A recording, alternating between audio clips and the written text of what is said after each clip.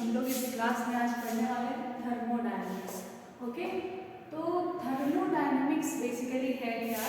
सबसे पहले तो हम ये जानने वाले हैं ये थर्मोडायनेमिक्स जो वर्ड है इसका मतलब क्या होता है। थर्मोडायनेमिक्स वर्ड का मतलब सबसे पहले तो थर्मो मीन्स होता है अपना हीट, और डायनेमिक्स मीन्स व्हाट? आप लोग दो चीज पढ़ते होंगे, डायनेमिक थिंग्स और स्टैटिक थिंग्स। स्टैटिक क्या होता है कि मैं ऐसे खड़ी हूँ कुछ नहीं कर रही हूँ, दैट इज स्टैटिक।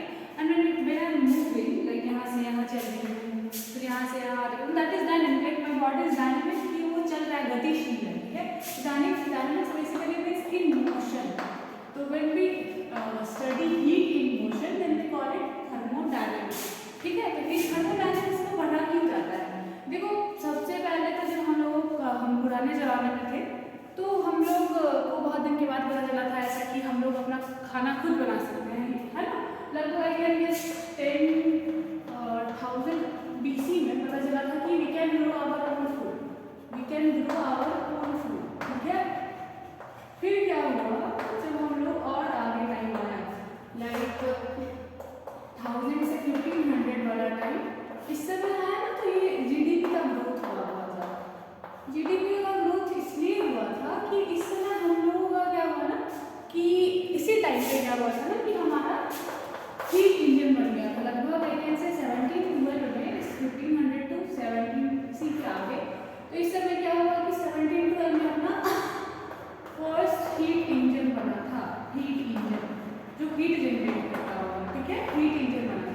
उसके बाद क्या हुआ, हीट इंजन बन गया, और उसके बाद कुछ ही दिनों के बाद आई गेस 1814 में अपना हीट क्या है नहीं है, व्हाट इज हीट, ये पता चल गया था, ठीक है। तो दिस इज द थिंग, ये हमारा मतलब पूरा रफवर्क है, फ्रेमवर्क है कि हम लोगों को थर्मोडायनेमिक्स तक कैसे आए हैं, कैसे पहुंचे, ठीक है। तो अब देखो, थर्मोडायनेमिक्स हम लोग पढ़ते हैं ना, तो हम लोग इसमें चार चीज पढ़ते हैं, ठीक है। चार लॉज होते हैं। जैसे कोई भी चीज पढ़ने के लिए कुछ लॉज होती हैं, कुछ पोस्टुलेट्स होती हैं। तो लॉ नियम बनाए जाते हैं बेस्ड ऑन सम ऑब्जर्वेशंस, कि कोई साइंटिस्ट था, कुछ ऑब्जर्वेशंस दिया, उसके बाद कुछ लॉज बनाया, ठीक है। तो थर्मोडायनेमिक्स में ना we have to study 4 laws. सबसे पहला तो अपना है zeroth law of thermodynamics.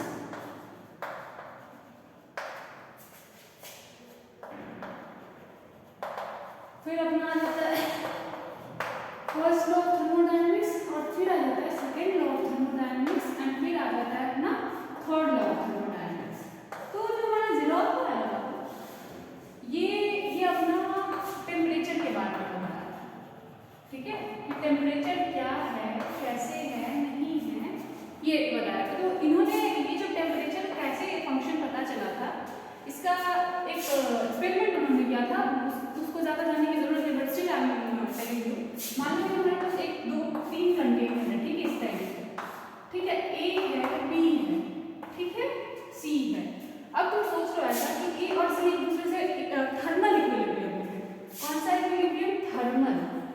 Thermal equilibrium. मतलब जैसे कि दोनों तरफ हीट का ट्रांसफर जो हो रहा है ना, थर्मली जो हीट जा रहा है, एनर्जी जा रही है, वो इस तरफ भी सेम है, इस तरफ भी सेम है। मतलब इक्विलिब्रियम बेसिकली क्या होता है, अगर कोई A है और B प्रोडक्ट बन रहा है, तो A जो है, ये मान लो इसका रेट अपना KA है, और इसका मतलब मान लो KB है। तो जो KA है वो इक्वल टू KB है, मतलब दोनों साइड रेट ऑफ रिएक्शन जो है अपना सेम हो गया।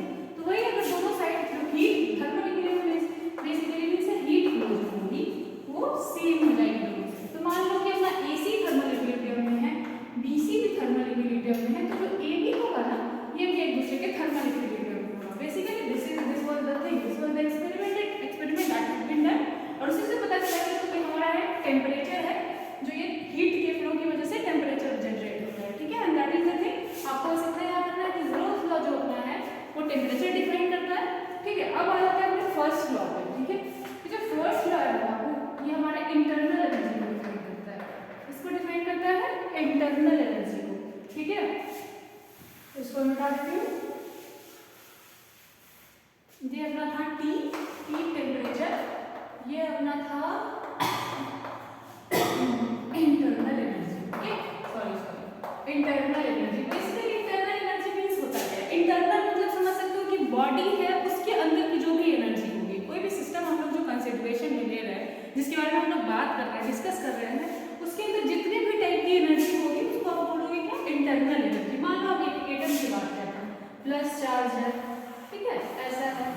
प्लस चार्ज है इसमें न्यूट्रॉन प्लस प्रोटॉन है, तो इसमें दो चीज होंगी, प्रोटॉन प्रोटॉन में रहते हैं तो इन दोनों के बीच कुछ रिपल्सन वगैरह लग रहा होगा।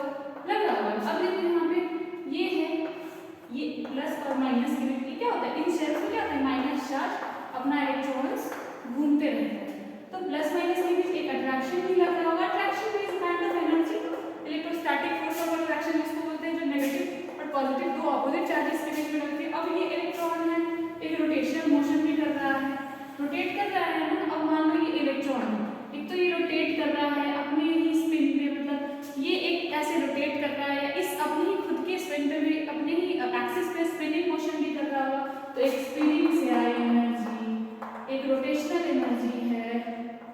सो बहुत सारी एनर्जी है किसी इलेक्ट्रॉन के अंदर, ठीक है।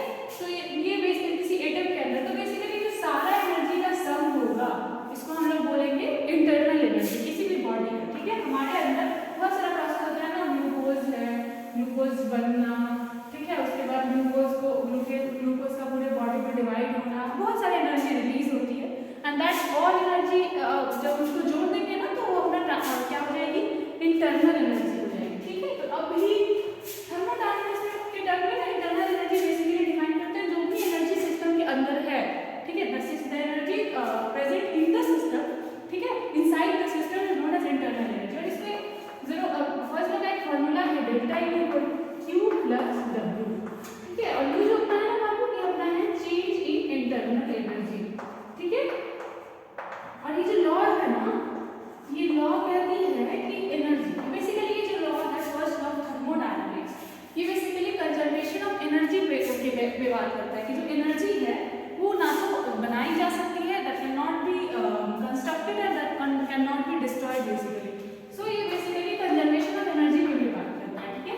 किस पे बात करता है बाबू, कंजर्वेशन ऑफ एनर्जी पे भी बात करता है, ठीक है। ये एनर्जी का ना तो डिस्ट्रक्शन हो सकता है, ना ही आप उसको बना सकते हैं, but it can change into one form to another form, ठीक है, एक फॉर्म से अनदर फॉर्म में चेंज होती रहती है, ठीक है। और ये जो Q है बेसिकली हीट है, ठीक है, heat is a kind of energy transfer, energy का ट्रांसफर होता है एक सिस्टम से दूसरे सिस्टम में, ठीक है, ये मैं बताऊंगी अभी थोड़ी देर में। And W is basically work done, ये वर्क डन हो सकता है ऑन द सिस्टम और बाय द सिस्टम, ठीक है, किसी सिस्टम में हो सकता है, जैसे मान लो तुम हो, तुमको कोई पुश कर सकता है, धकेल सकता है, तो बेसिकली तुम पे एनर्जी लगा रहा है ना, और अगर तुम किसी को धकेल रहे हो, ठीक है, तुम उस पर एनर्जी लगा रहे हो, अब तुम्ही को वापस धकेलेगा, तो वो बाय द सिस्टम हुआ, जो तुम सिस्टम जिसको मान रहे थे वही तुमको पुश कर रहा है, दैट इज द थिंग। तो ये सब हम लोगों को पढ़ना होगा, ये बेसिकली मैं रफ फ्रेमवर्क दे रही हूँ। दूसरा चीज हम लोग को सेकेंड लॉ जो है ना एंट्रोपी के बारे में बताता है, व्हाट इज एंट्रोपी, ठीक है, एंट्रोपी के बारे में। एंट्रोपी बेसिकली कहता है ना कि it is the randomness, basically amount जो होगी रैंडमनेस की present in the system, okay, कि कोई भी सिस्टम है अपना तो उसमें कितनी रैंडमनेस है उसको बताता है ये एंट्रोपी, ठीक है।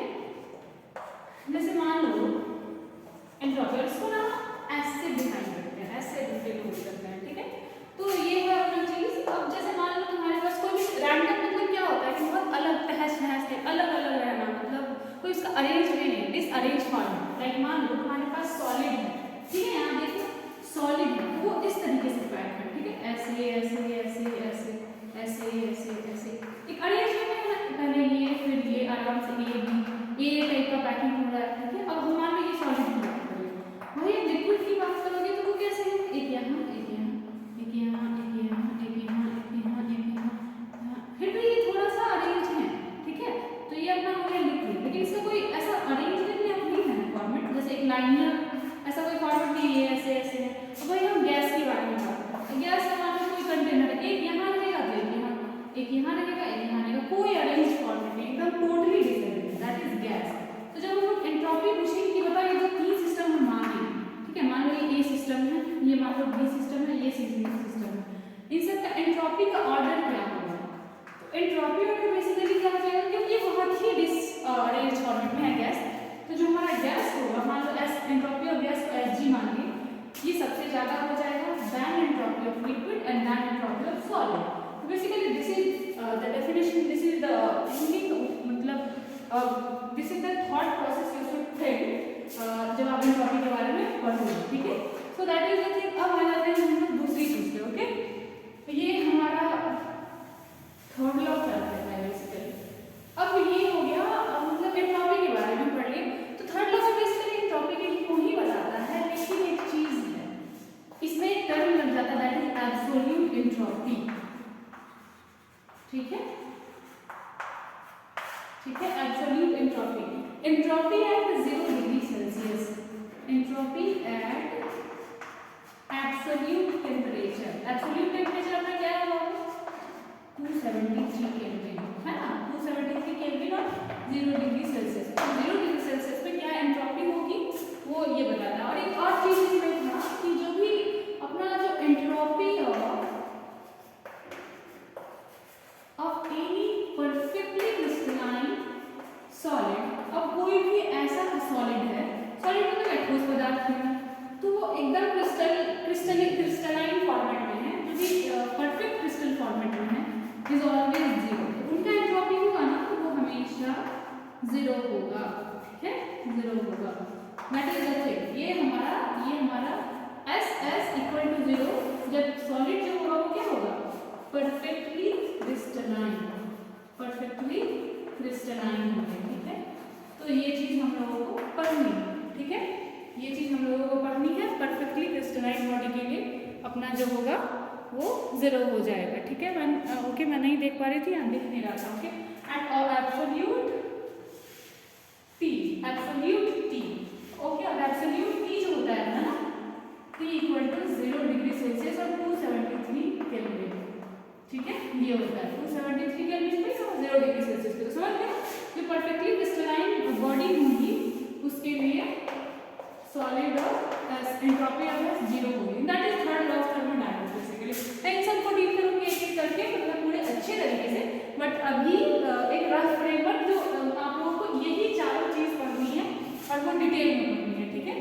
अब आ जाते हैं, इसको मिटा देते हैं, ठीक है।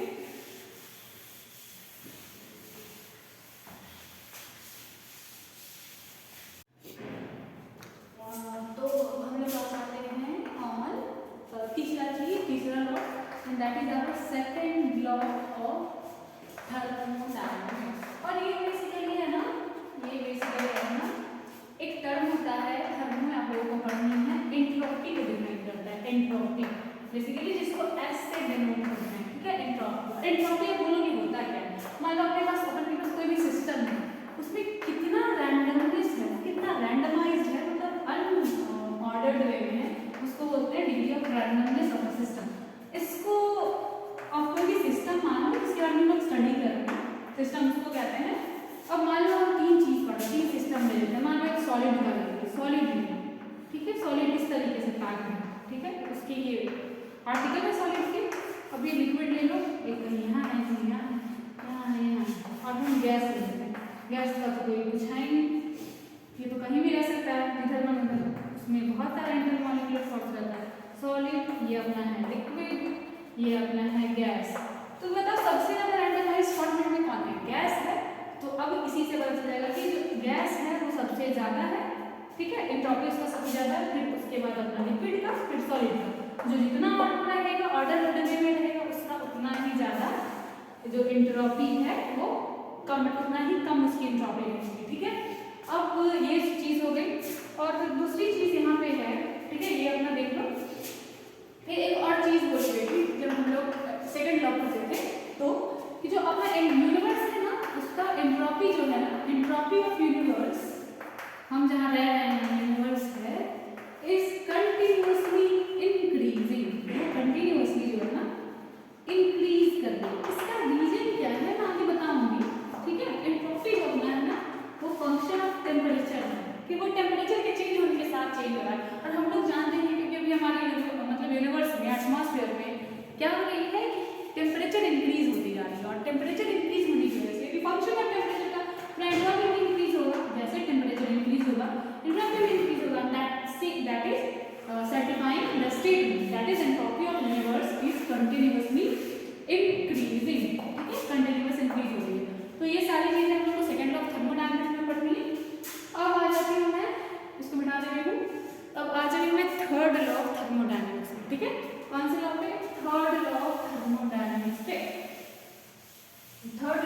थर्मोडायनेमिक्स से आता है। ये बस एक एडवांस लॉ है जो एंट्रोपी को ही बेसिकली बता रहा है, कुछ नया नहीं है, ठीक है। फोर्थ अपना हो गया थर्ड लॉ ऑफ थर्मो, और ये बेसिकली बताता है एब्सोल्यूट एंट्रोपी के बारे में। किसके बारे में बताता है? एब्सोल्यूट एंट्रोपी के बारे में। Entropy at absolute temperature, entropy at absolute T, और एब्सोल्यूट टी क्या होता है सब जानते हैं, 273 केल्विन और 0 डिग्री सेल्सियस, ठीक है। कि 0 डिग्री सेल्सियस पे क्या एंट्रोपी होगी, that is basically absolute entropy. और दूसरा एक चीज, एक और स्टेटमेंट, ये जो थर्ड लॉ ऑफ थर्मोडायनेमिक्स को बताया था कि जो एंट्रोपी किसकी हुई, entropy of perfectly crystalline solid is always 0। मान लीजिए आपके पास एक परफेक्ट क्रिस्टल वाला सॉलिड है जो एकदम परफेक्ट वे में अरेंज है, उसका इंटर मॉलिक्यूल्स या इंटर पार्टिकल्स जो है, अंदर पार्टिकल किसी भी सॉलिड का, वो परफेक्टली एक के बाद आराम से तो एक अरेंज्ड वे में ऑर्डर्ड है, रखे हुए हैं। तो उसका जो एंट्रोपी अपना होगा ना बाबू, एक इंपॉर्टेंट चीज याद रखना, परफेक्टली क्रिस्टलाइन रहना चाहिए, ठीक है। तो उसका हमेशा ही 0 होगा एंट्रोपी, ठीक है। ये चीज हो गई। अब दूसरी बात, अब ये अपना यहाँ तक खत्म होता है। अब हम लोग एक चीज पढ़ेंगे, ठीक है, दैट इज बेसिकली अपना यूनिट कन्वर्जन, ठीक है। यूनिट कन्वर्जन क्या? Unit conversion. अब भाई फिजिकल पढ़नी है, ठीक है। तो फिजिकल पढ़ने के लिए आपको यूनिट कन्वर्जन तो पढ़नी ही पड़ेगी, क्योंकि यूनिट कन्वर्जन सबसे मोस्ट इंपॉर्टेंट चीज है जो कि फिजिकल में पढ़नी होती है। तो कुछ ही चीज की मैं यूनिट कन्वर्जन पढ़ाऊंगी, जैसे में पहली चीज है वॉल्यूम, ठीक है, ठीक है। और वॉल्यूम को आप लोग सब जानते हैं, इसको क्या बोलते हैं? L into B into H, length into breadth into height. अब मान लो आप एक क्यूब मान लो, ठीक है, ये अपने पास एक क्यूब है, ठीक है। और आप जानते हो क्यूब में हर तरफ का मान लो, हर तरफ का लेंथ ब्रेथ और हाइट सब सिमिलर होगी, 1 मीटर, और ये मान लो 1 मीटर, ठीक है।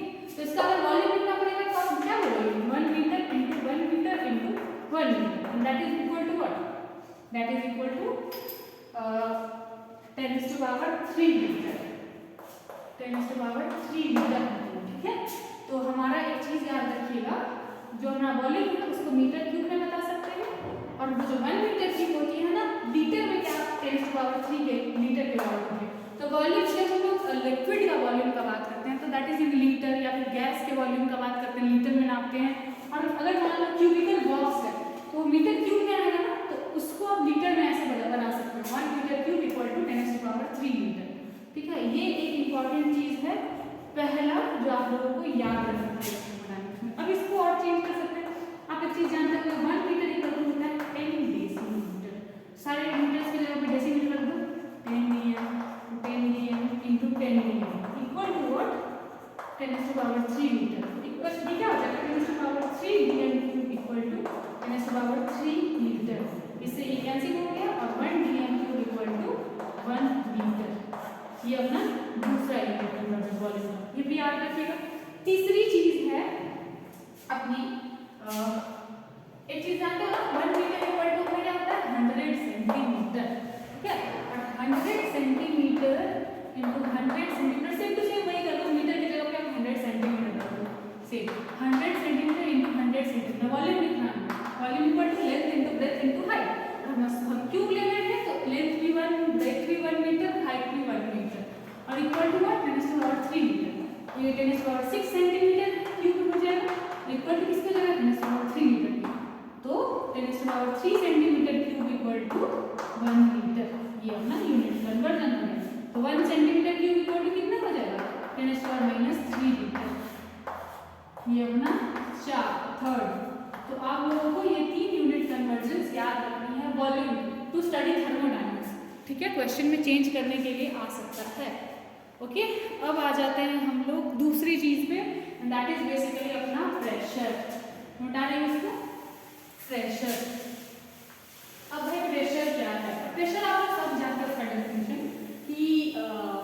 exerted on a body in unit area, ठीक है, पर यूनिट एरिया, कोई भी बॉडी पे अपना फोर्स एक्सर्ट हो रहा है पर unit area is equal to pressure, ये जानते हैं आप लोग सब। तो प्रेशर इक्वल टू क्या होता है, फोर्स अपॉन एरिया। और एक बात बताइए, फोर्स किसमें नापते हैं, न्यूटन में, 1 न्यूटन मान लो और 1 मीटर स्क्वायर में मान लो, तो इसका क्या हो जाएगा, n मीटर पर मीटर स्क्वायर। तो 1 न्यूटन पर मीटर स्क्वायर अपना प्रेशर का यूनिट होगा, इसलिए इक्वल होता है 1 पास्कल के। आप लोग ऐसा यूनिट में पढ़ते होंगे तो प्रेशर को पास्कल में नापते हैं, ठीक है, ऐसा ही यूनिट शायद एटीएम है, ओके, आप चेक कर लेना। तो ये पास्कल के बराबर हो गया। अब हम लोग जनरली देखोगे ना तो कभी भी गैस के बारे में पढ़ रहे हैं तो उस अभी देखो थर्मोडायनेमिक्स में ना हम लोग पूरे गैस के बारे में डिस्कस करते हैं, ठीक है, बहुत ही कम लिक्विड के बारे में, लिक्विडिफिकेशन हो गया गैस का क्योंकि गैस सबसे ज़्यादा रैंडमाइज्ड फॉर्मेट है, ठीक है, तो उसके बारे में स्टडी करते हैं। अब वो देखिए ये हो गया। अब इसको हम लोग प्रेशर को ना जनरली एटीएम से डिटरमाइन करते हैं, कहीं भी लिखा देखोगे तो 1 एटीएम प्रेशर है, 25 एटीएम, ऐसा तो नहीं बहुत ज़्यादा प्रेशर हो जाएगा, वो 1 एटीएम है, 0.1 एटीएम है, कुछ भी, तो एटीएम में नाम है।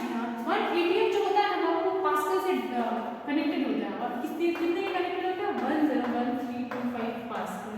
आपको ये वैल्यू याद रखनी पड़ेगी, इट्स एक्सपेरिमेंटल डेटा, तो इसमें इसको कोई निकालने का तरीका नहीं है, ठीक है। तो 1 एटीएम इक्वल टू अपना 101.325 पास्कल, एक हो गया। अब देखो, अब इस 1 एटीएम को हम लोग ऐसे लिख सकते हैं क्या, 101.325 इंटू 10⁻³ पास्कल, इसमें तो कोई परेशानी नहीं है ना, तो ये तो लिख सकते हैं। अब देखो आप लोग सब जानते हैं 1 किलोमीटर इक्वल टू 1000 मीटर होता है, ठीक है, तो 1 kilo pascal equal to 1000 pascal तो नहीं सकता, हो सकता है, तो कुछ नहीं करना है, इसको 1 किलो पास्कल में चेंज कर देना है, ठीक है।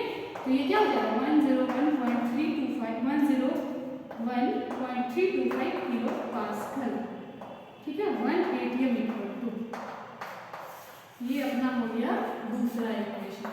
अब आते हैं तीसरे इक्वेशन, तीसरा unit conversion, 1 ATM equal to, आप लोग ऐसे भी लिख सकते हो, कोई इशू नहीं है, 1.01325 इंटू 10⁻⁵ पास्कल, ठीक है, और ये किसके बराबर हो जाएगा, 1.01325, 1 एक चीज होता है याद रखिएगा, 1 बार इक्वल टू 10⁻⁵ पास्कल, ओके, और बार एक यूनिट है, एक और यूनिट है प्रेशर का, इसको लिख सकते हैं बार, तो 1 एटीएम इक्वल टू 1.01325 बार, ये अपना तीसरा हो गया, ठीक है। अब चौथा एक और चीज हो जाती है, एक बस ये अभी आएगी नहीं थर्मो में, बट स्टिल आप लोग याद कर लीजिए, 1 ATM equal to 760 millimetre of mercury, ठीक है।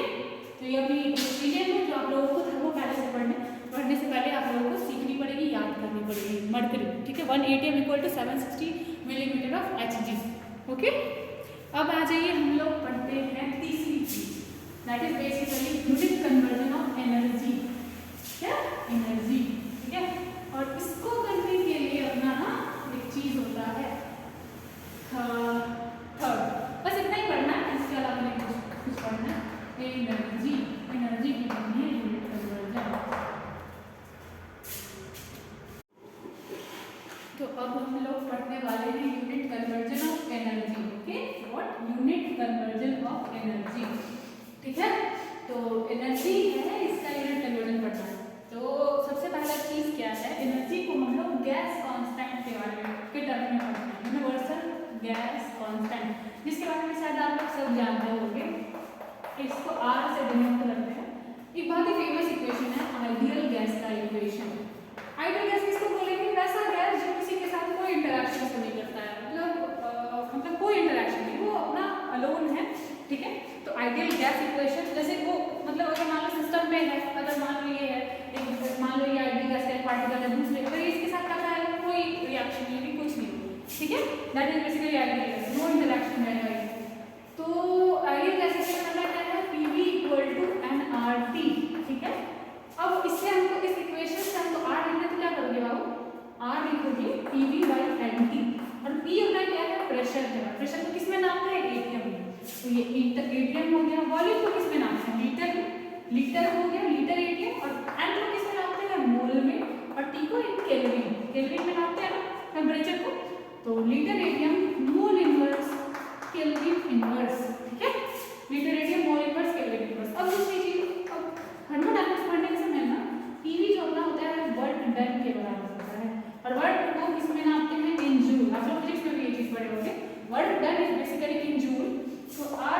जो हो जाएगा जूल पर मोल केल्विन इनवर्स, पर मोल पर केल्विन। ये अपना ये दो चीज जो है ना यूनिट्स है बेसिकली। आर का यूनिट्स कैसे आया ये बताने के लिए मैं बता रही हूँ, ठीक है ठीक है। अब आ जाते हैं इसकी कुछ कांस्टेंट है, आर की कुछ वैल्यूज लिखनी है जो मैं बताऊंगी अभी। वो वैल्यू आपको याद रखनी पड़ेगी, that is also very experimental. तो इसका कोई निकालने का ट्रिक कोई फॉर्मूला नहीं है, आप लोगों को एक्सपेरिमेंटल से बताया गया है डिटरमिनेट करके, ठीक है। एक तो आपको कम से कम देखना पड़ेगा, एक दो याद करना पड़ेगा, बाकी आप लोग निकाल सकते हैं, ठीक है। तो ये आर का है, ठीक है। आर का सबसे पहला यूनिट है 8.314 joule kelvin inverse mole inverse. सबसे पहला यूनिट 1 नंबर जो आपको याद रखनी पड़ेगी, ठीक है। Joule kelvin inverse mole inverse. दूसरी यूनिट क्या है, R इक्वल टू 0.0821। देखो अभी लीटर एटीएम में आपका वैल्यू बताया था, लीटर एटीएम में भी हो सकता है। लीटर में मान लो आप वॉल्यूम को मान लिए, एटीएम प्रेशर को मान लिए, तो ये भी केल्विन इनवर्स है और मोल इनवर्स, ठीक है। ये अपना दूसरा यूनिट ऑफ R। अब एक तीसरा यूनिट ऑफ R है, ठीक है। अब मान लो कि 1 एटीएम इक्वल टू कितना होता है बाबू, 1 एटीएम इक्वल टू होता है 1 एटीएम इक्वल टू होता है 1.01325 बार। तो अगर हम इतने में 0.0821 में 1.01325 इंटू कर दे तो ये के बार में कन्वर्ट हो जाएगा ना, तो ये लीटर बार केल्विन इनवर्स मोल इनवर्स में बदल जाएगा, ओके। और इसकी जो वैल्यू आती है आप लोग कैलकुलेट कर सकते हो, कर लेना। वैसे ये है अपना R इक्वल टू मेरा पास कैलकुलेटेड है, ओके, 0.08314 लीटर बार केल्विन इनवर्स मोल इनवर्स। बस प्रेशर का चेंज किया, तो R का वैल्यू भी इस तरीके से भी दिया हो सकता है आपको, ठीक है। और दूसरी चीज है अपने पास, ठीक है। दूसरी चीज आप देखो, बार इक्वल टू क्या होता है, 0.1 बार इक्वल टू क्या होता है 10⁵ पास्कल होता है ना, 1 बार इक्वल टू 10⁵ पास्कल। तो अगर आपको बार को पास्कल में बदलना है तो क्या करोगे, 0.08314 into 10⁵ litre pascal litre kelvin inverse mole inverse, ऐसा कर सकते हो। अब इसको इससे इंटू कर दो, ये अपना आ जाएगा, ये अपना आ जाएगा पास्कल में आ जाएगा, कोई दिक्कत नहीं है। अब देखो एक चीज, कुछ नहीं करना है, कुछ नहीं करना है। 8.0.0 आई गेस होगा, 0.0 होना चाहिए, 0.00 आप लोग चेक कर लेना, इंटू प्लस जो भी होगा। अब 8.314 इंटू 10⁻³ अगर कर दे, 10⁻³ कर दे, ठीक है। एक सेकेंड वेट कर दिए, 10⁻³ कर दे pascal litre kelvin inverse mole inverse, तो वो किसमें बदल जाएगा अपना, एक सेकेंड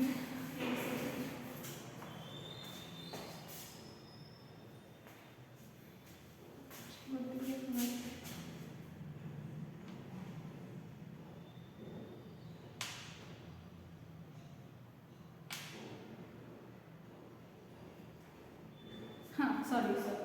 तो ये जो आप लोग वैल्यू वही पास्कल में क्या होता है, 1 बार इक्वल टू 10⁵ पास्कल, ठीक है। और जब आप इसको लीटर में लिखोगे ना, अब जब इसको कैलकुलेट करोगे ना, तो ये हो जाएगा 8.314 10⁻³ litre pascal kelvin inverse mole inverse. और आप इसको सिंपली कर सकते हो क्या, R इक्वल टू आगे यहाँ पे लिख देते हैं मोल इनवर्स इक्वल टू हो सकता है क्या 8.314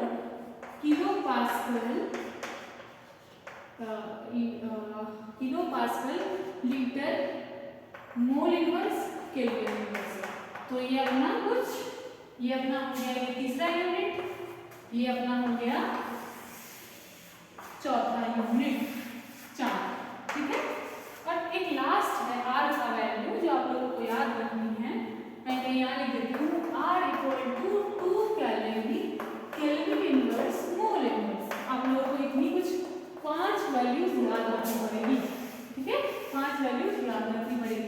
बस इतना आप लोग स्क्रीनशॉट ले सकते हैं, याद रखनी पड़ेगी। अब आप मैं पूछोगे मैम तो एनर्जी में कैसे इसको कन्वर्ट करना है, एनर्जी से कैसे करते हैं? एनर्जी को आप लोग जानते हो जूल में डिफाइन कर सकते हैं, किलो जूल में कर सकते हैं, कैलोरी में कर सकते हैं, किलो कैलोरी में कर सकते हैं। तो इसका बहुत ही सिंपल सा फंडा है, इसको मैं मिटा देती हूँ। सबसे पहले आर के सारे वैल्यूज को इक्वल करके लिखिए, सबको एक दूसरे के इक्वल है ना, मैंने एक वैल्यू से इतनी सारी वैल्यूज निकाल दी। तो आर का वैल्यू क्या क्या है, सब सेम ही है, आर का वैल्यू सिर्फ आर को ही बताता है, लेकिन अलग अलग यूनिट में अलग अलग है। तो R equal to 8.314 joule kelvin inverse mole inverse, ऐसा मैंने लिखा। ये बराबर किसके था, 0.0821 kelvin litre ATM kelvin inverse mole inverse. Okay, और ये किसके बराबर था, ये अपना बराबर था 0.08314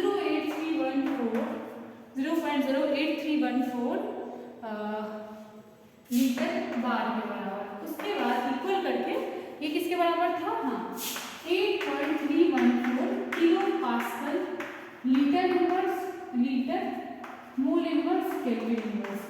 और ये किसके बराबर हो जाएगा बाबू, ये बराबर हो जाएगा अपना 2 calorie kelvin inverse mole inverse. तो हर जगह अपना देखो कि calorie kelvin inverse mole inverse common है, ठीक है, kelvin inverse mole inverse common था। इसको काट सकते हैं, ये कट जाएगा, ये कट जाएगा, ये कट जाएगा, ये कट जाएगा, इसको हम क्या करते हैं, मिटा देते हैं, ठीक है, क्योंकि सब इक्वल आ रहा है, इक्वल फॉर्मेट में, तो इक्वल में आता तो हम इसको काट देते, ये नॉर्मल अरिथमेटिक्स पढ़े होंगे, तो ये काट दिए, ये सब बराबर आ गया और ये एक दूसरे के बराबर हो गए, ठीक है। तो ये सब बेसिकली एनर्जी का यूनिट्स है, ठीक है। अब आप बोलोगे मैम कैसे इसको कैसे बदलें, तो अगर आपको 10 जूल को 10 लीटर लीटर एटीएम में बदलना है, मान लो लीटर एटीएम में क्या होगा, यहाँ पे 10 जूल लीटर एटीएम में कितना होगा, क्वेश्चन पे पूछते हैं, तो कुछ नहीं करना है, जो वैल्यू जूल का है पहले सिंपली जो जूल पहले जो हमको दिया हुआ क्वेश्चन वही लिखना है, डिवाइड करना है, और जो जूल का वैल्यू है उसको से डिवाइड कर देंगे 8.314 जूल, और जिसमें हमको नापना है लीटर एटीएम में दिखाना वैल्यू, उसके वैल्यू से इसको इनटू कर देना है 0.0821 लीटर एटीएम। अब आप कैलकुलेट करके पता कर लो क्या वैल्यू आएगी, ठीक है, क्या वैल्यू आएगी। तो ये अपनी जो वैल्यू आएगी ना, ये 10 जूल के बराबर हो जाएगी, ठीक है। इसी तरीके से आपको सबका करना है। तो आपको मैं कुछ क्वेश्चन दे देती हूँ। 10 जूल कितना किलो पास्कल लीटर में होगा, बताइए, ठीक है। उसके बाद 1 जूल इक्वल टू कितना लीटर बार होगा, ठीक है, ये, और बस और कुछ नहीं। ये कुछ 2 क्वेश्चंस है, मैं चाहूंगी कि आप लोग कमेंट सेक्शन में लिखे बताएं, ठीक है। तो थैंक यू, क्लास अब एंड होता है। इसी के साथ आप लोग आई थिंक आप लोग एंजॉय किए होंगे, आप लोग मैक्सिमम लोगों तक ये शेयर करें ताकि सबको कुछ अच्छी चीज़ें मिल पाए, ओके। और ये 2 क्वेश्चन आप लोग कमेंट सेक्शन में जरूर बना के आंसर बताइए, और इसके बाद मैं अगली वीडियो डालूंगी जल्दी ही, surrounding that is related to